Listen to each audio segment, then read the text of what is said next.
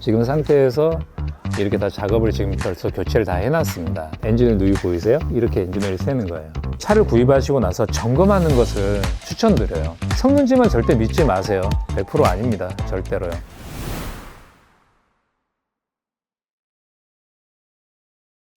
안녕하세요. 차산업 대표 차대균입니다. 이 차량 같은 경우에는 미니 클럽맨인데요. 이제 성능 보증을 받으러 저희한테 접수가 되셨는데 등속 조인트 양쪽에 부트 손상과 엔진오일 누유가 있어서 저희 쪽으로 접수가 되어서 지금 작업을 진행하고 있는데, 지금 여기 보시면은 등속 조인트 같은 경우는 미리 작업을 했어요. 이쪽에 부트 안쪽에 이 반도가 느슨해져 가지고 구리스가 누출돼서 이제 고객님이 이제 차 주변으로 많이 이제 튀게 되거든요. 이제 구리스가 회전체이다 보니까. 그래서 여기에 두 가지 부품을 애프터 제품으로 교체를 하게 됐고, 지금 상태에서 이렇게 다 작업을 지금 벌써 교체를 다 해놨습니다. 이게 조수석 쪽, 운전석 쪽이고요. 이쪽은 이렇게 작업을 다 해놨고, 그리고 이 안쪽으로 들어와서 보시면은 여기 엔진오일 누유 보이시나요? 여기 보시면 네. 제가 손가락을 찍어볼게요. 네. 이렇게 엔진오일이 새는 거예요. 근데 이게 성능에서 지금 이걸 확인을 못 해가지고 나머지 부분 다 괜찮아요. 이쪽에 오시면은 엔진오일이 새는 부위는 맨 처음에 제가 엔진오일 팬인 줄 알았는데 보니까 밸런스 샤프트 마개라고 해서 이쪽에 안쪽에 보이시면은 여기 보이시죠? 밸런스 캡인데 이쪽 부위를, 근데 이건 뭐 어려운 작업이 아니어서 이것만 이렇게 교체를 하시면 돼요. 여기 고무 오링이 경화돼 가지고 여기 새는 거거든요. 이것만 작업을 하시면 되세요. 아무튼 큰 작업은 아니어서 크게 걱정하실 필요는 없으실 것 같고요. 아무튼 이것만 작업 잘 마무리해서 아무튼 안전하게 타시면 될 것 같습니다. 뭐 궁금하신 점 있으시면은 얘기해 주시면 답변해 드릴게요. 중고차에서 누유는 얼마나 흔한 문제인가요? 앉아서 하는 게 아닙니다. 신차가 아니잖아요. 중고차 이제 대중 없이 키로수를 가지고 말씀을 드리자면, 엔진오일이 진행되는 키로수가 신차에서부터 시작을 하게 되면은 한 7만 정도면은 누유가 조금씩 발생되기 시작하는 것 같아요. 근데 중고차 쪽으로 이제 이렇게 나와 있는 차들을 보면은 7만에서 한 10만, 7만? 이 정도까지 가장 많은 것 같아요. 차량 대수로 봤을 때요. 그래서 이 차량 같은 경우도 키로수가 거의 10만 킬로 정도거든요. 그래서 지금 누유가 발생됐고, 등속 조인트 같은 것도 마찬가지예요. 그래서 저희가 기본적으로 여기서 저희가 수천 대를 점검하면서 느꼈던 거는 10대 중에 6, 7대는 누유가 거의 존재했던 것 같아요. 누유가 발견되면 즉시 수리를 해야 되나요? 아니면 어느 정도 운행이 가능한 건가요? 누유 같은 경우는 실적으로 주행하는데 부위마다 차이는 있지만, 어떤 부위는 그 누유가 좀 된다라고 해서 지금 당장 차가 고장이 나거나 안전상에 문제가 생기지는 않습니다. 그래서 점검이 가장 먼저 필요한 거예요. 성능 점검 기록부에 누유 있음으로 표시된 차량은 피하는 게 좋은가요?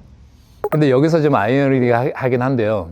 제가 이때까지는 성능지를 제가 보면서 성능지가 누유나 미세 누유가 체크된 게 5% 미만이었던 것 같아요. 그러니까 점검하시면서 놓치는 부분이라든가 너무 이제 단시간 내에 보다 보니까 놓치는 부분이 많은 것 같아요. 언더카바를 탈착을 하지 않는 게 가장 큰 문제이긴 하죠. 미니 클럽맨인데 혹시 이 차만에 고질병이 있다면 등속 조인트가 잘 나가는 게 사실이고요. 그리고 엔진 오일 팬이라든가 크랭크 리테이너에서 누유가 많은 편이에요.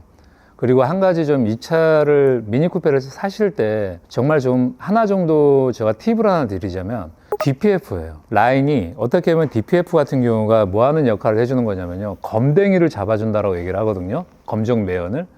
근데 필터 역할을 해주는 건데, 필터이다 보니까 주기적으로 세정을 해야 돼요. 다른 차들 같은 경우는 어떻게 보면은 이렇게 DPF가 엔진에서부터 머플러까지 직관으로 이렇게 연결되어 있으면 클리닝이 잘 돼요. 근데 문제가 뭐냐면, 뭐 어떻게 보면은 습식이든 건식이든 상관없어요. 직관이면은 그래도 이렇게 쏘게 되면은 잘 나가기 때문에 괜찮아요. 근데 미니 쿠페는 머플러가 S차처럼 꺾여 있어요, 이렇게. 그래서 클리닝이 잘 안 돼요.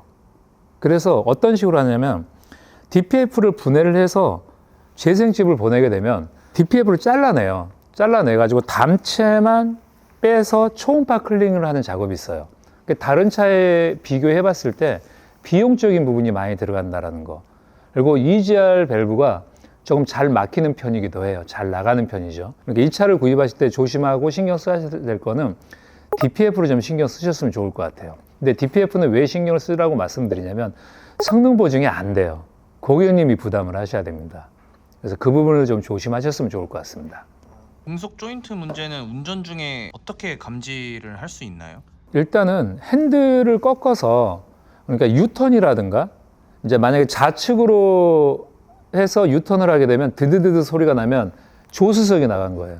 그리고 조수석으로 꺾어서 드드드드 소리가 나면 운전석이 나간 거예요. 그 안에가 볼 베어링이 유니버셜처럼 돼 있어요. 그래서 이렇게 움직일 때는 전혀 소리가 안 나요. 근데 이렇게 돌리게 되면은 이렇게 엇박자처럼 구슬이 돌아가면서 돌아가게 돼 있거든요. 그러니까 소리가 드드드드드 이렇게 소리가 나버리는 거예요. 이럴 땐 소리가 안 나요. 이렇게 직진성으로 갔을 때는. 심한 경우는 나기도 하는데 대부분이 먼저 선행되는 그 증상이 핸들을 꺾게 되면은 유니버셜 조인트가 볼 베어링들이 옆으로 늘어나요, 이렇게. 그래서 이 상태에서 돌게 되면 베어링이 나간 상태, 사라라든가 이런 게 나가게 되면은 드드드드 소리가 동반되게 되어 있어요. 그러면 대표님 마지막으로 차를 직접 확인할 때 약간 소비자가 쉽게 그 자가 점검할 수 있는 방법이 있다면 뭐 한두 가지 있을까요? 일단 머플러 있잖아요. DPF 같은 경우는 미니 쿠페를 말씀드릴게요. DPF 같은 경우가 나가게 되면은 아까 제가 말씀드린 대로 검댕이 필터예요. 엔진 내부에서 검댕이가 나오는데 검댕이 필터를 DPF가 필터 역할을 해주는 건데 DPF가 깨지거나 문제가 생기게 되면 머플러에 검정 배연이 나와요. 이거 같은 거 봐보세요. 이것도 지금 시작되고 있다라고 보셔야 돼요. 근데 여기 보시면은 근데 이것만 가지고 판단 내리시면 절대 안 되세요. 근데 검정 배연이 많이 나오게 되면 이 주변에가 굉장히 검어지지 않을까요? 이쪽 주변에가. 그리고 여기까지는 검해져 버려요. 이거 같은 DPF가 이 정도는 이 상태라면 어느 정도 DPF 클리닝이 필요성이 느껴져요. 제가 봤을 때. 그래서 미니 쿠페를 사실 때는 머플러 주변을 좀 많이 봐보세요. 그리고 고장 코드가 없다라면은 DPF가 깨진 건 아니에요. 왜냐하면 차압 센서라는 게 압력을 테스트하는 건데 DPF 전단과 후단이 있단 말이에요. 그러면 전단과 후단의 압력을 체크를 해요. 그러면 DPF가 막히게 되면 전단과 후단의 압력 차이가 굉장히 커지겠죠. 왜냐하면 후단은 대기압 상태고 이쪽은 압력이 터보 차량이니까 압력이 존재할 거 아니에요. 그렇게 되면 이쪽 압력이 많이 올라가 버려요. 여기를 막아버리기 때문에요. DPF가 막혀버렸기 때문에. 그래서 고장 코드가 무조건 들어와요. 근데 이 차량 같은 고장 코드가 들어오지 않았단 말이에요. 예를 들어 DPF가 깨져버려요. DPF가 깨져버리면은 두 개 다 같은 라인이 돼버리는 거예요. 그렇게 되면 두 개 다 대기압 상태가 돼버리는 거죠. 그럼 경고등이 무조건 떠요. 그래서 이런 부분을 가지고 DPF를 우리가 진단을 하거든요. 근데 이 차 같은 경우는 DPF가 어느 정도 막힌 건 사실이에요. 그리고 하나 더 팁을 드리자면 DPF 연료에 첨가하는 DPF 클리닝제들이 있어요. 시내 주행만 하는 차들이 문제이긴 해요. 시내 주행만 하게 되면 엔진에 어떻게 보면 속도가 많이 없기 때문에 배압이 얼마 걸리질 않아요. 고속 주행하는 차들은 DPF가 잘 막히지 않아요. 왜냐면 엔진이 회전을 굉장히 많이 해버리기 때문에 계속 밀어내기 때문에요. 그래서 시내 주행하는 차들 같은 경우는 연료를 가득 채우시고 그래도 한 2달이나 3달에 한 번 정도 불스 원샷이나 특정 메이커가 뭐 좋다 안 좋다 뭐 이런 걸 말씀드리는 건 아니고 DPF 클리닝제를 연료에 첨가하는 걸 넣어서 장거리 운행을 한 번 정도씩 계속 해주시는 게 좋아요. 그리고 다른 차들 같은 경우는 DPF가 강제 재생이라든가 이런 부분이 잘 돼요. 미니쿠페는 잘 안 됩니다. 그래서 미니쿠페를 구입하시고 시내 1년에 만 킬로 못 하시는 분들은 연료 첨가제를 꼭 DPF 클리닝제를 써주셨으면 좋겠어요. 진짜 마지막으로 고객님께 한마디 있으시면은 짧게 한번 해주시면 감사하겠습니다. 고객님들이 차를 구입하실 때 아마 어떻게 보면은 확인할 수 있는 부분들이 뭐 많은 유튜버 분들께서 뭐 얘기를 하시는데 일반 고객들이 확인할 수 있는 부분들은 거의 많이 없습니다.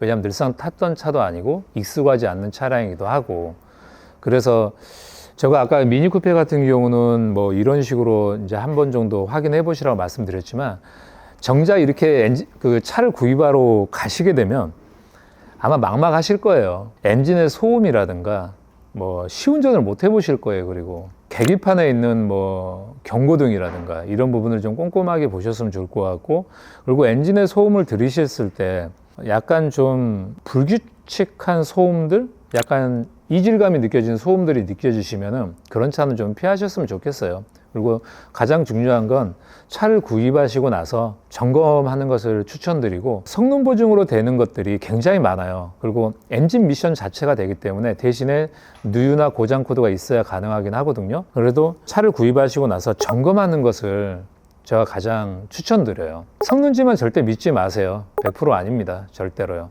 그렇지 않은 딜러분도 있겠지만, 딜러분들이 차를 판매하고 나면은 끝이라고 생각하시는 딜러분들이 굉장히 많다 보니까, 꼭 차를 구입하시고 나서 비용이 많이 들어가는 것들은 성능 보증으로 가능한 부분이 많기 때문에, 꼭 차를 구입하시고 나서 성능 보증이 가능한지에 대한 부분을 꼭 점검 받으셨으면 좋을 것 같아요.